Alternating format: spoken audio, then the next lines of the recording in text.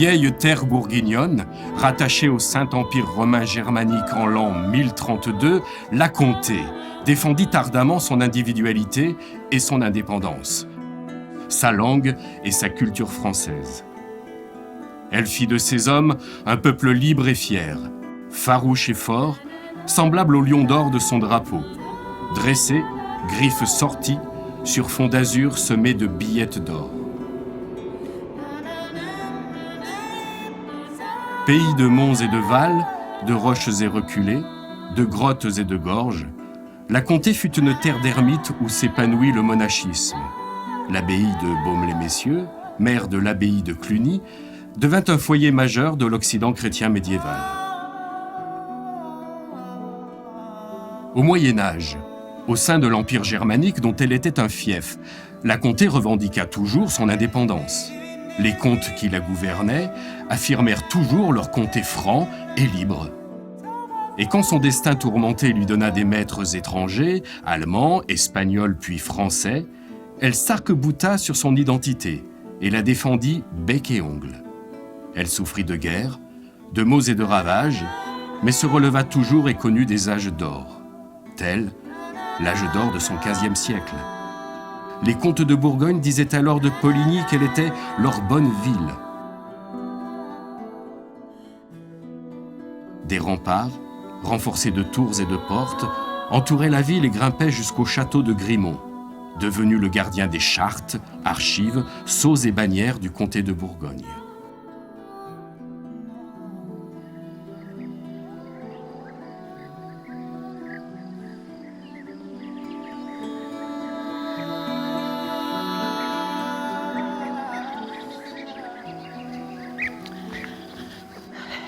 Dis donc, Marie, regardons, elle est bien belle, notre ville de Poligny. Ah, pour sûr. Tu sais-tu, Louise, que le nom de Poligny est apparu en l'an 870? Oh bah dis donc, ça ne date pas d'hier, Marie. Et puis alors, c'était au temps de qui? C'était au temps de Charlemagne, quand ses petits-fils héritèrent de son empire. Louis le Germanique hérita de l'abbaye de Poligny. Et où donc elle est, cette abbaye? Ben, là-bas, sur la rive de l'Orrain, au pied des falaises du Dent. Et tout autour, il y avait le bourg de Moutier. On disait pas monastère, hein, autrefois, on disait Moutier.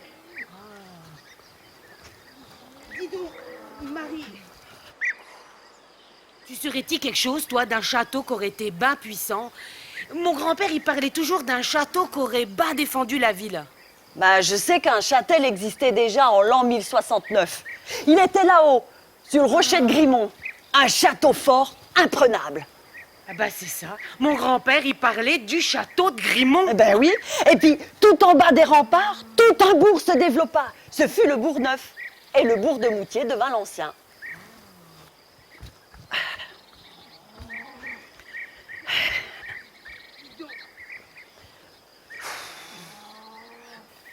Dis-moi voir, le bourg de... C'est pour ça qu'on dit le bourg de Moutier vieillard? Pour sûr. Ben qu'est-ce qu'il avait de mieux, le bourg neuf? Bah, il était entouré de remparts, pardi, espèce de gnaude. C'était mieux pour la défense des habitants. Des remparts qui montaient jusqu'au château.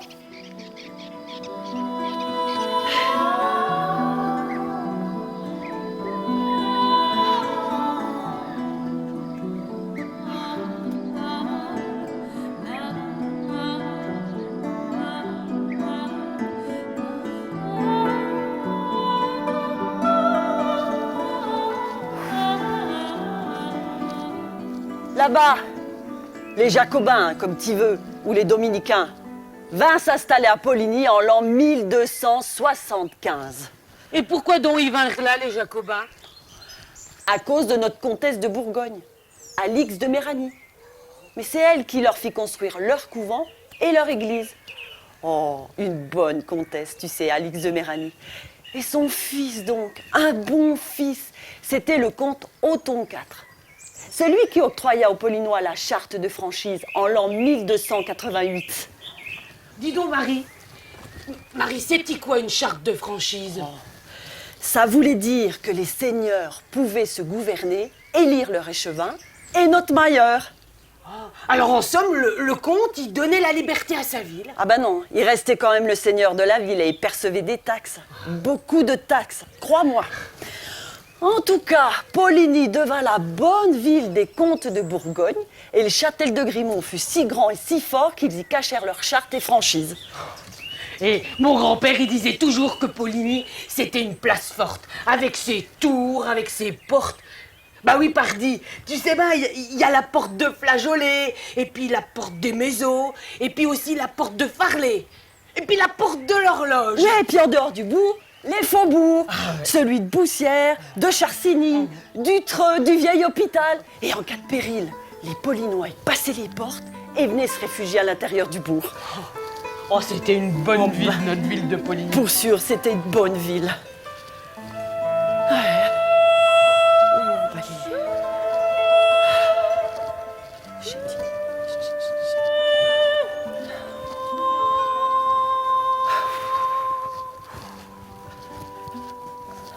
Et les périls ne manquèrent pas.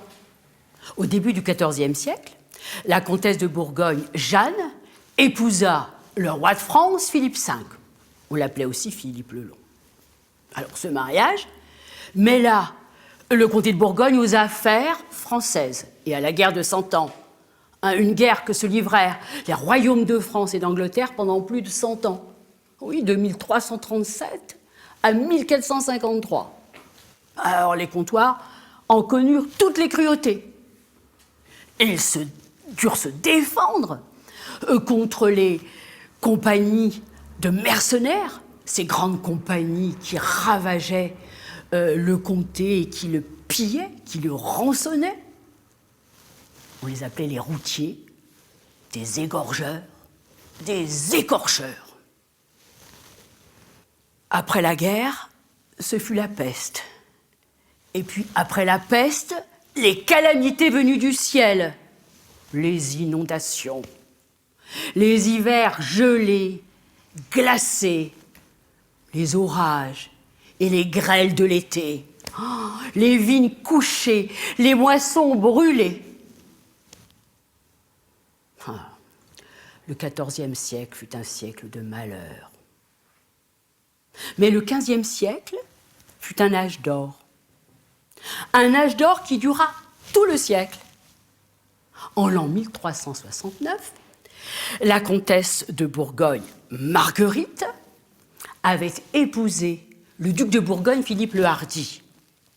Philippe le Hardi, c'était un Valois de la maison royale de France. Il était le fils du roi Jean le Bon. Et Jean le Bon lui avait donné le duché de Bourgogne en apanage. Alors, au fil des unions de nos comtes et de nos comtesses, le comté de Bourgogne s'était agrandi de l'Artois et de la Flandre. Bien que Philippe le Hardi se retrouva à la tête d'un véritable État. L'Artois, la Flandre, le comté de Bourgogne et le duché de Bourgogne formèrent l'État bourguignon. Et les ducs comtes de Bourgogne, ses héritiers, Jean sans peur, Philippe le Bon, Charles le Téméraire, devinrent presque plus puissants que le roi de France.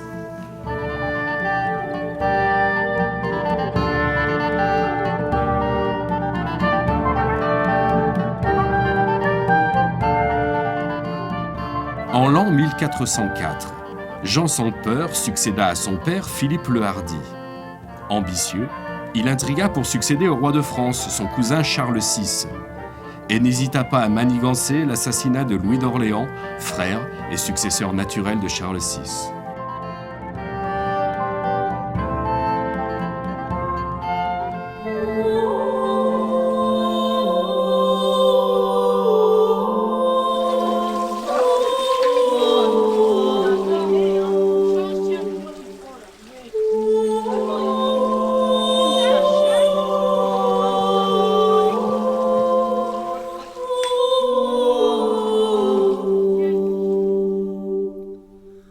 En 1415, Jean sans peur, duc et comte de Bourgogne, était aussi le seigneur de Poligny.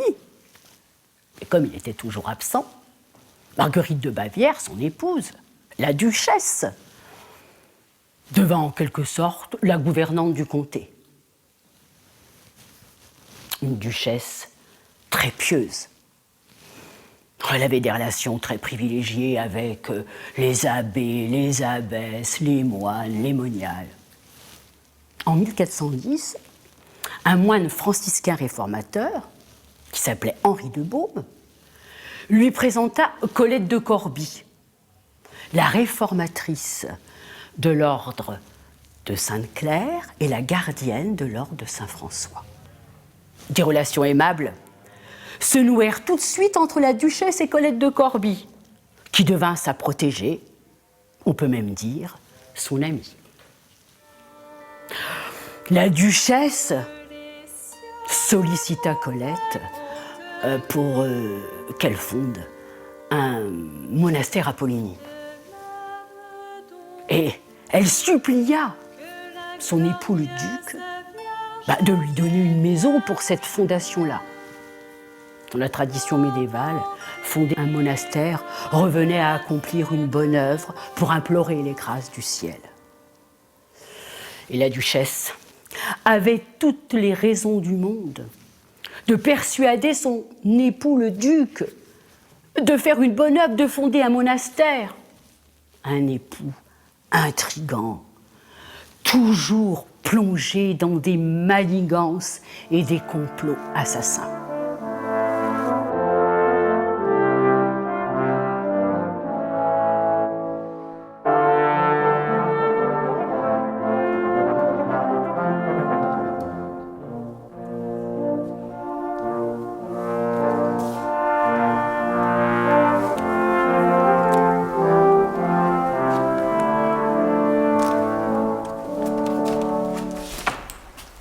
Je ne sais pas si je fais bien de céder à vos vœux, madame. Cette maison nous sert d'arsenal. Et en temps de guerre, un arsenal est plus utile qu'un monastère. Le roi d'Angleterre vient de débarquer en Normandie. Il va anéantir la chevalerie française. C'est sûr. C'est sûr aussi que je vais être appelé au trône de France, à la place de mon fol cousin Charles VI. Alors, les partisans de feu son frère Louis ouvriront les hostilités contre moi. Je vous en conjure, mon époux, renoncez à vos rêves royaux. Ils vous ont fait commettre un crime dont vous devrez répondre devant Dieu. Votre âme est en péril. Pensez, mon noble époux, à votre salut. Un monastère de femmes, c'est ce qu'il vous faut. Les sœurs dont je vous parle sont de saintes femmes qui sauveront votre âme par leurs prières. Donnez cette maison à Mère Colette. Mais dites-moi donc, qui est cette sainte femme? Mère Colette nous vient de Picardie, de la ville de Corbie. Elle et ses compagnes forment l'ordre des sœurs Clarisse, l'ordre des pauvres dames. Pauvre dame. Oui, elle parcourt routes et chemins, pieds nus, sur un pauvre chariot ou sur une mule. Elle jeûne et se mortifie pour racheter les péchés des hommes.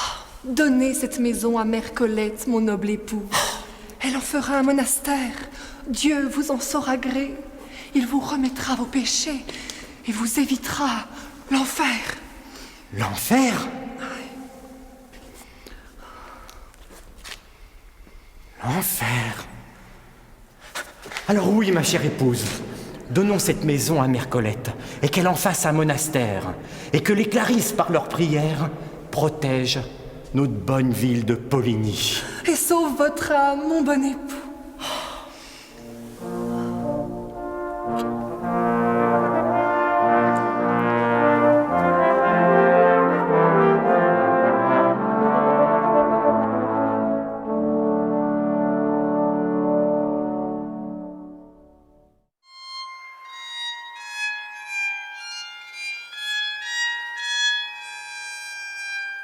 Colette de Corbie arriva à Poligny le 16 juin 1415.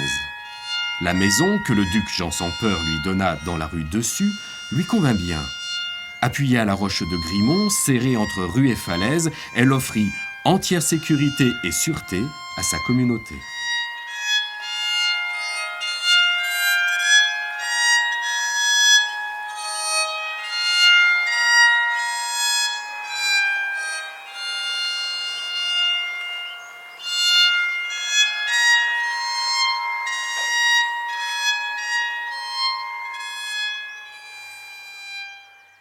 Que de chemin parcouru par Colette. Depuis son enfance à Corbie, en pays de Somme. En l'an 1402, à l'âge de 21 ans, elle était devenue la recluse de Corbie. À cette époque, dans les villes du Moyen-Âge, il y avait beaucoup de recluses.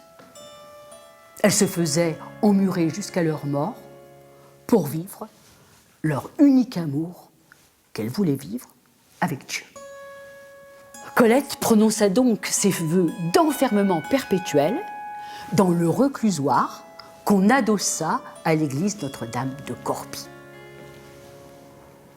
Dans son reclusoire, elle pria, elle implora son époux divin. Et elle eut des visions. Elle reçut une injonction divine. Une mission divine que Dieu lui commanda, celle de réformer les ordres de saint François. En l'an 1406, l'évêque d'Amiens lui permit de rompre ses vœux d'enfermement perpétuel et de partir rencontrer le pape Benoît XIII, le pape d'Avignon, parce qu'à cette époque, il y avait deux papes, le pape de Rome et le pape d'Avignon. Donc elle devait aller rencontrer le pape Benoît XIII, le pape d'Avignon, pour qu'il la nommât réformatrice des ordres de saint François.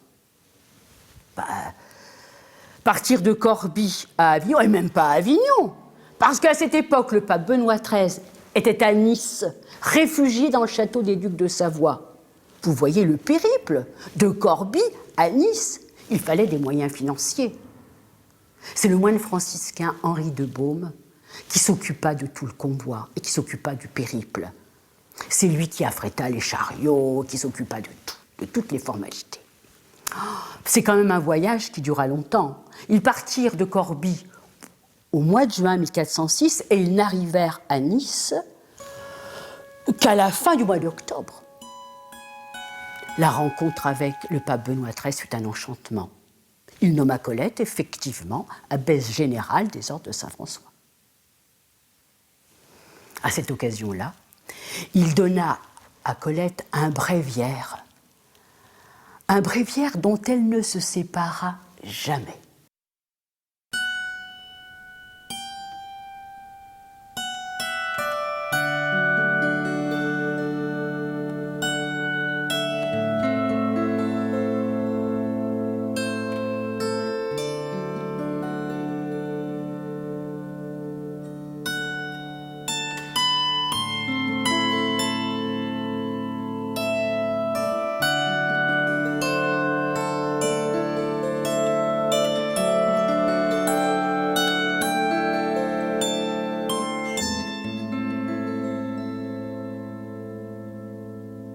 En 1410, elle prit possession du couvent de Besançon. Un couvent qu'elle réforma, de toute façon il ne restait que 2 sœurs. Mais quand même, elle établit tout de suite le principe de très haute pauvreté, le principe qui avait été peu à peu abandonné au long des siècles depuis Claire. En 1412, elle réforma le couvent des Cordeliers de Dole et elle fonda aussi, à l'instigation de la duchesse de Bourgogne, elle fonda le monastère d'Auxonne. Bon, on a vu qu'elle avait fondé le monastère de Poligny. En Bourgogne, elle fonda encore le monastère de Sœurs en 1422. Donc, vous voyez que la Bourgogne fut vraiment l'épicentre de la réforme collettine.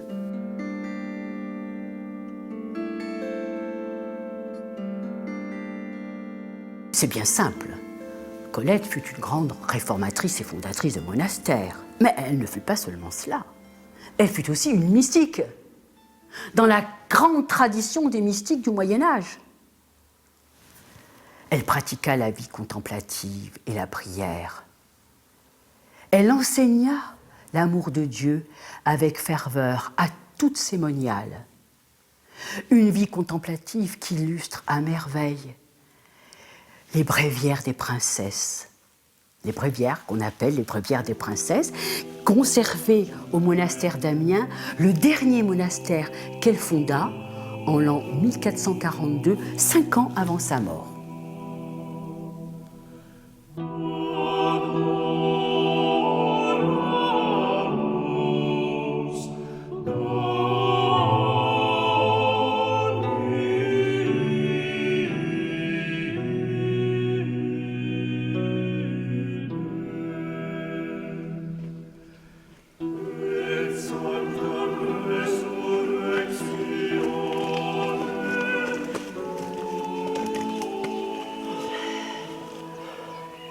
Tu sais-tu, Louise, que juste à côté du couvent des Clarisses, les Paulinois s'étaient mis à construire l'église Saint-Hippolyte.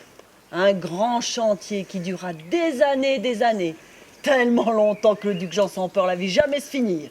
Ah bon, pourquoi ça? Parce qu'il s'est fait assassiner en l'an 1419, espèce de gnaude. En 1419?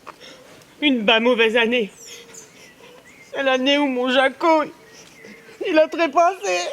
Le Jaco, t'as bien vite remplacé par l'Auguste. En tout cas, pour en revenir à l'église et à nos comptes, c'est Philippe le Bon, le fils de Jean sans peur, qui la vit finie grande et belle. Elle devint même collégiale, c'est dire son importance, hein. Les Paulinois, ils s'en trouvaient bien aises. Ils préféraient voir leur église à l'intérieur des remparts, plutôt qu'en dehors des murs, comme l'était la vieille église de Moutier.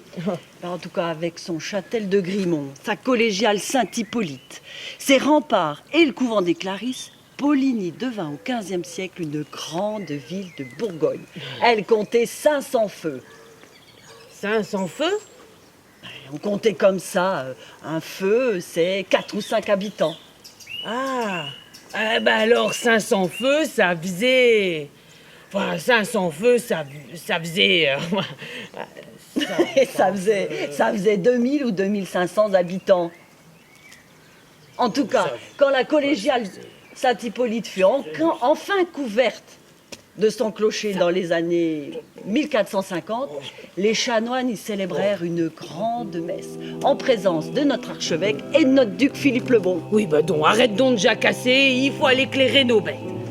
T'as raison, Louise. On y va.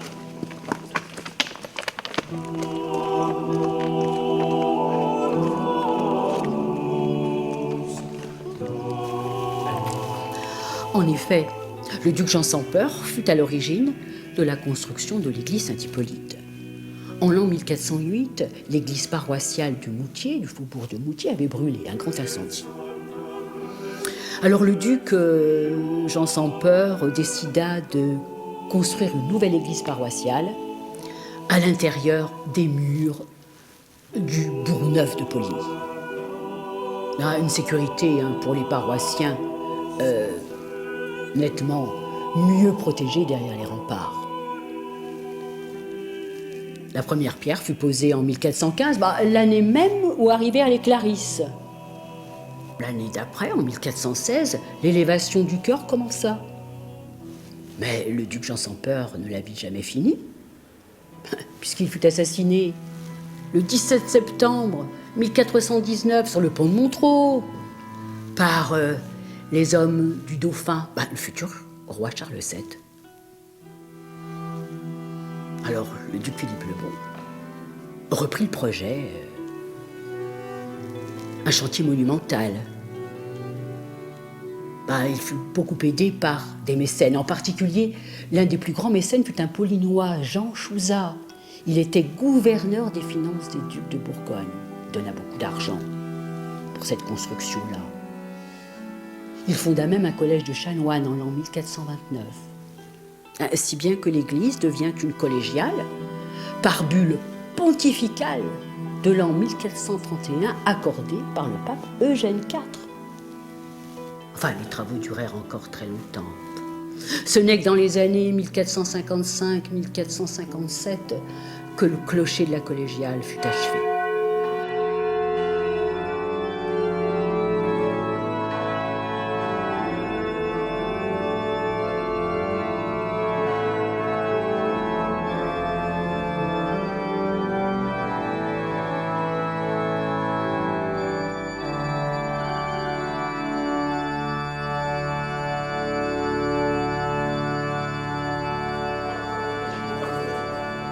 Au nom du Père et du Fils et du Saint-Esprit.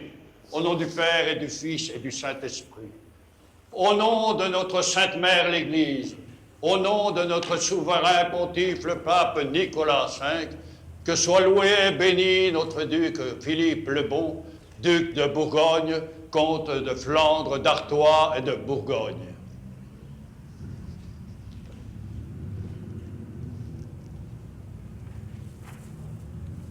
Que la collégiale Saint-Hippolyte de Poligny jouisse pour toujours de nos bienfaits et protections.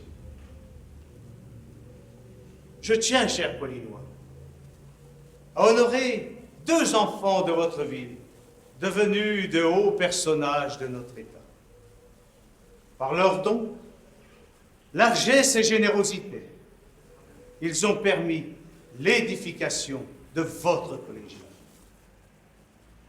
Je nomme d'abord Feu Jean Chouzat, gouverneur des finances de Feu mon père, Jean sans peur, ambassadeur des ducs de Bourgogne à la cour du roi de France et conseiller en mon conseil. Il consacra une partie de sa fortune à l'élévation de cette église, puis à la fondation d'un collège de chanoines pour la servir. Paix à son âme.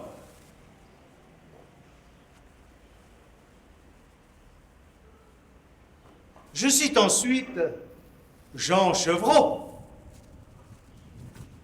issu d'une vieille famille paulinoise. Ses mérites m'ont fait lui octroyer l'évêché de Tournai, l'un des sites épiscopaux les mieux dotés de la Flandre.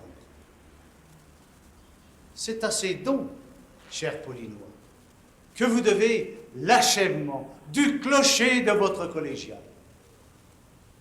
Qu'il en soit remercié. Remercier et pire.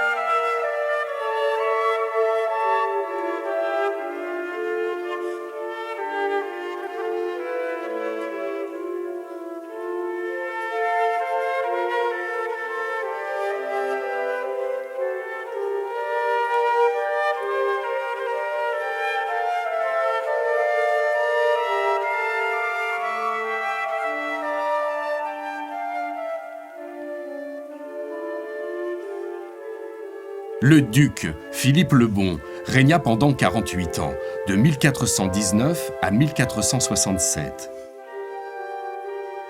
Duc de Bourgogne, comte de Bourgogne, de Flandre et d'Artois, il devint aussi comte de Namur, de Hainaut, de Hollande et de Zélande, duc de Brabant et de Luxembourg. Il devint le plus puissant prince de la chrétienté et résida plus souvent à Bruges qu'à Dijon. L'État bourguignon fut à son apogée.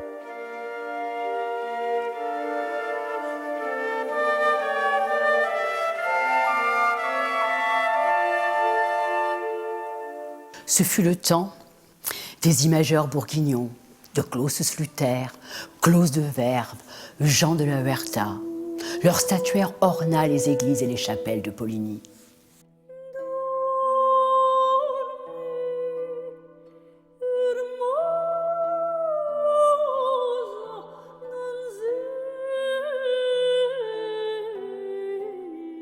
C'est Claus de Verve qui est le sculpteur de la Vierge à l'Enfant. La Vierge à l'Enfant a un don des ducs de Bourgogne au monastère de Poligny dans les années 1415-1417.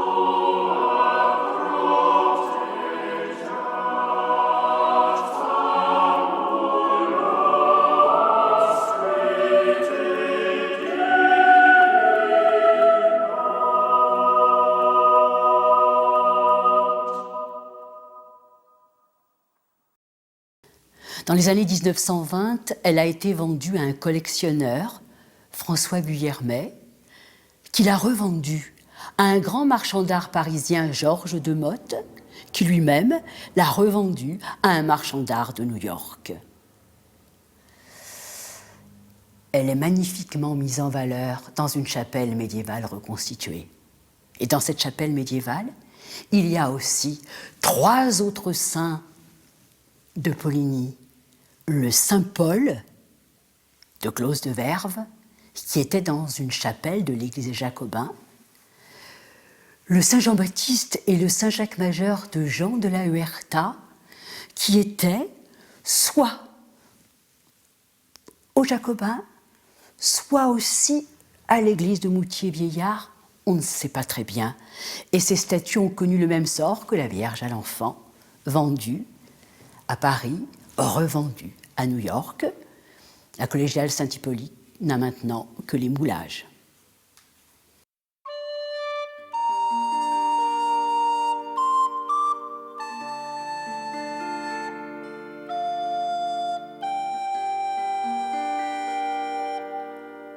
Attache-toi à cette très douce main, Marie.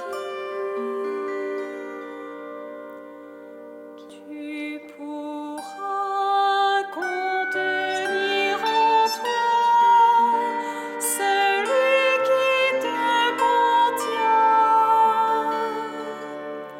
toi et tout l'univers. Tu pourras contenir en toi celui qui te contient, toi et tout l'univers.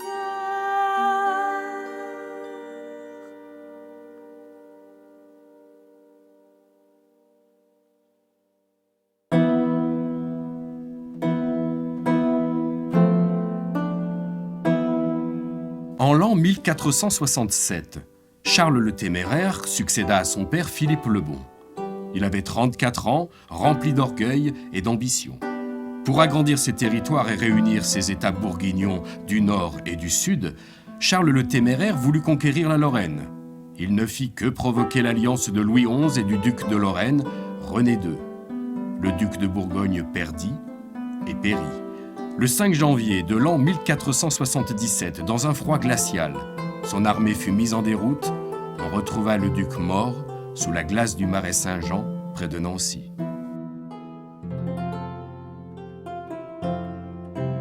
S'acheva alors l'union du duché et du comté. En effet, Louis XI avait pu rattacher facilement le duché de Bourgogne au royaume de France, puisque le duché était un apanage qui avait été donné par le roi de France. Et il n'en était pas de même du comté de Bourgogne, apporté en dot par mariage au duc de Bourgogne Philippe le Hardi. Le comté de Bourgogne restait un fief du Saint-Empire romain germanique et possession de Marguerite de Bourgogne, la fille et héritière de Charles le Téméraire. Elle aurait pu évidemment épouser le dauphin de France, mais elle ne le voulut pas. Louis XI lui déclara la guerre. En l'an 1477, il mit en œuvre une armée de 14 000 hommes pour assiéger la ville de Dole, qui était la capitale du comté de Bourgogne. Oh, le mariage de Marie de Bourgogne avec Maximilien de Habsbourg, le fils de l'empereur du Saint-Empire romain germanique, un mariage qu'elle fit au mois d'août 1477, rendit Louis XI fou de colère, mais galvanisa la résistance des Toulois, qui firent déguerpir les Français hors de la ville de Dole. Oh, ils étaient bourguignons, ils disaient, jamais ils ne deviendraient français. Alors, 2 ans après, Louis XI revint avec une armée encore bien plus puissante. Il assiégea encore Dole. Il bombarda les murailles. La ville fut conquise. Alors, les autres villes du comté de Bourgogne, Arbois, Salins, Poligny, commencèrent à comprendre que la conquête française allait commencer. Et des rumeurs se propagèrent. des Gaulois massacrés. Les Français leur auraient coupé la langue. Des rumeurs affreuses qui circulaient et qui faisaient peur. Ben oui, on disait que les seuls Gaulois rescapés au siège de Louis XI, c'était ceux qui s'étaient enfermés dans une cave qu'on appelait maintenant la cave d'enfer. Une idée qui faisait son chemin chez les Paulinois. Vous oubliez qu'on a un Paulinois qui va nous sortir de là. J'en veux guère par ici, hein. Je me demande où c'était qui pourrait se cacher. Ici, il y a des niaqueux qui ont peur des Français. Mais Paulinois, je vous dis, c'est Jacques Poitiers. Il est près de notre vieille église de Moutier. Ah, bien sûr, le Poitiers. Il a bien fait son chemin, celui-là. Il est monté à la cour de France. Il est devenu médecin du roi. Eh ouais. Puis son confident. Eh ouais. On dit même qu'il l'a envoûté. Tu veux dire que Jésus Poitiers, il dit au roi que s'il brûle Poligny, il va mourir d'apoplexie et d'autres choses. Ouais. Le roi, il aura si peur qu'il n'osera pas brûler Poligny. Peut-être pas, ouais. Il racontera dans le sornette que le roi, il laissera Poligny sauve. Et voilà. Oh, bah, ça, c'est Ouais, ça. sauve. Tu sais que c'est un malin, lui, hein.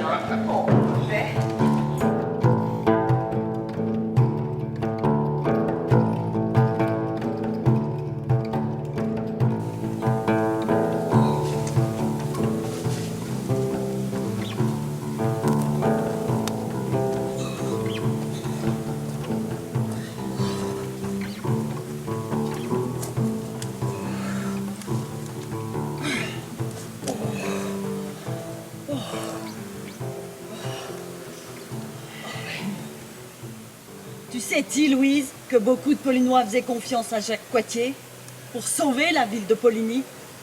Un Paulinois né au faubourg de Moutier. Mais même éreinté, faut-il que tu me tournes boule la tête avec ton Jacques Poitiers? Un homme rusé et malin, médecin de Louis XI. Il avait la confiance du roi qui le comblait d'argent et de bienfaits. Ben, d'autres disaient qu'il valait mieux faire confiance aux Clarisses, qu'avec leurs prières, elles allaient nous éviter des malheurs. Et puis notre sainte mère Colette, elle priait pour nous, et puis elle veillait sur la ville. En tout cas, quand Dole tomba aux mains des Français le 25 mai 1479, les Paulinois, ils s'épouvantèrent. Et ils se mirent tous à prier le bon Dieu et tous ses saints. Même l'église de Moutier-Vieillard, elle désemplissait pas. La mère Guillot, elle allait prier 3 fois par jour, Saint-Antoine, et même la nuit. Bon, dis, c'est pas ton Jacques Poitiers, là, qui va nous y étendre notre linge. Allez.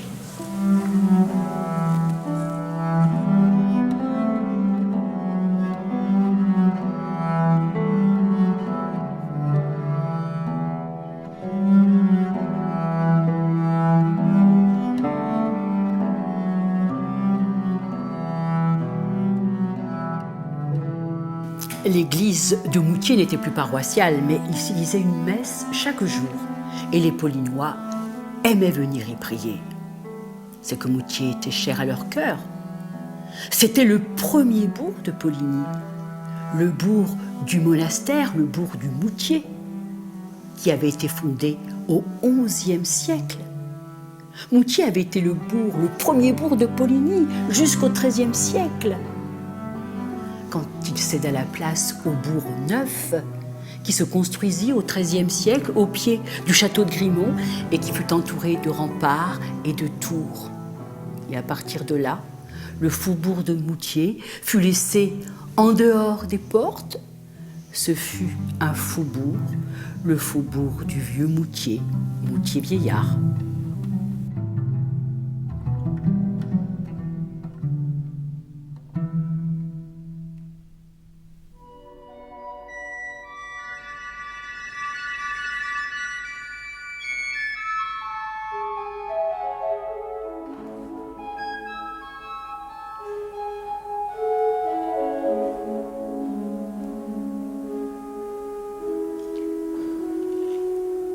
Ah, si seulement tout le monde priait Saint-Antoine avec votre ferveur, Dame Guillot.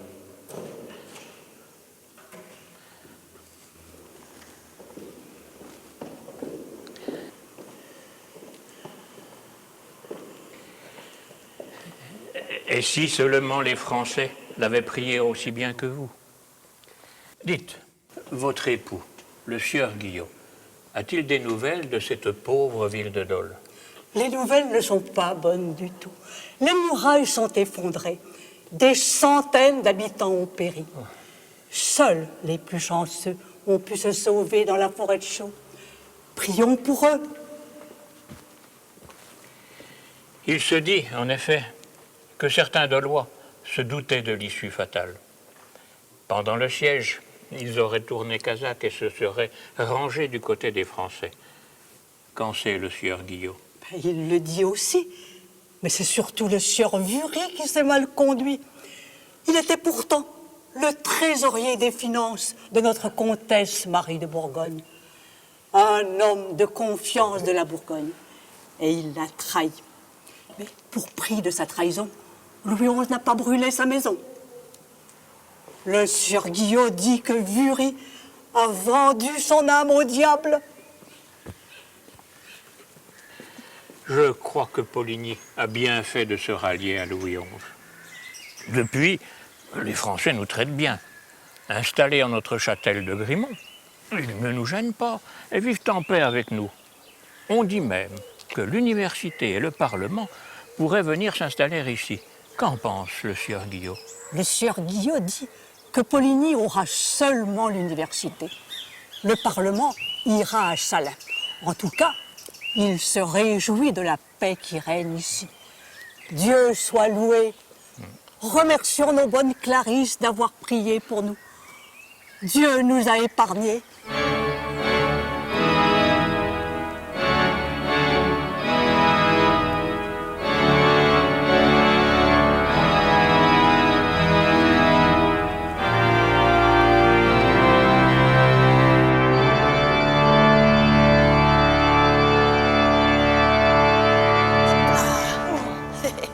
Bah dis donc, va bien sécher à cette heure, hein. Pour sûr. Notre linge.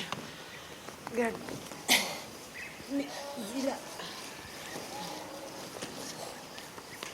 Ma foi, c'est que le sort des Polinois fut bien plus enviable que celui des Dolois. Louis XI y fait même réparer les murailles de la ville et celles du châtel de Grimont. C'est ce qui se dit. Dole fut ruiné et Poligny resta gaillarde. Pour sûr. Oh, ouais. Oh mes idoles, là, ces petits potes. Regarde donc que je marche dessus. Regarde, il y a un bouquet qui est encore au soleil là-bas. Qui n'est pas au soleil. Au XVIe siècle, la Franche-Comté connut un nouvel âge d'or, sous le règne de Charles Quint, petit-fils de Marie de Bourgogne. Empereur d'un puissant empire, Charles Quint, comte de Bourgogne et seigneur de Poligny.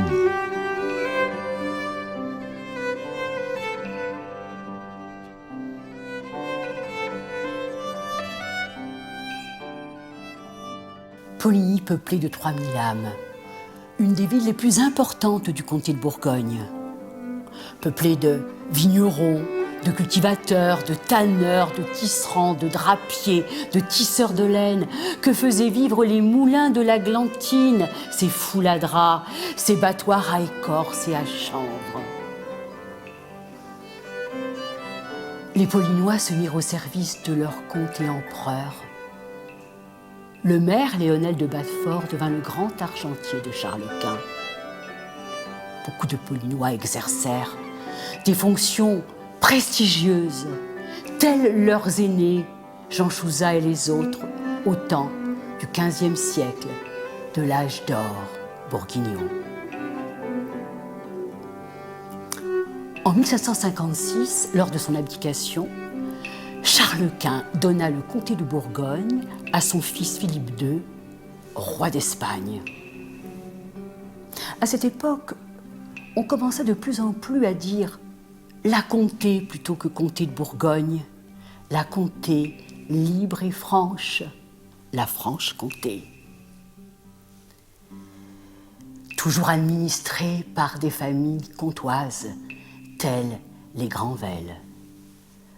Une comté convoitée par le royaume de France. Un royaume qui n'eut ni cesse ni fin que de la conquérir.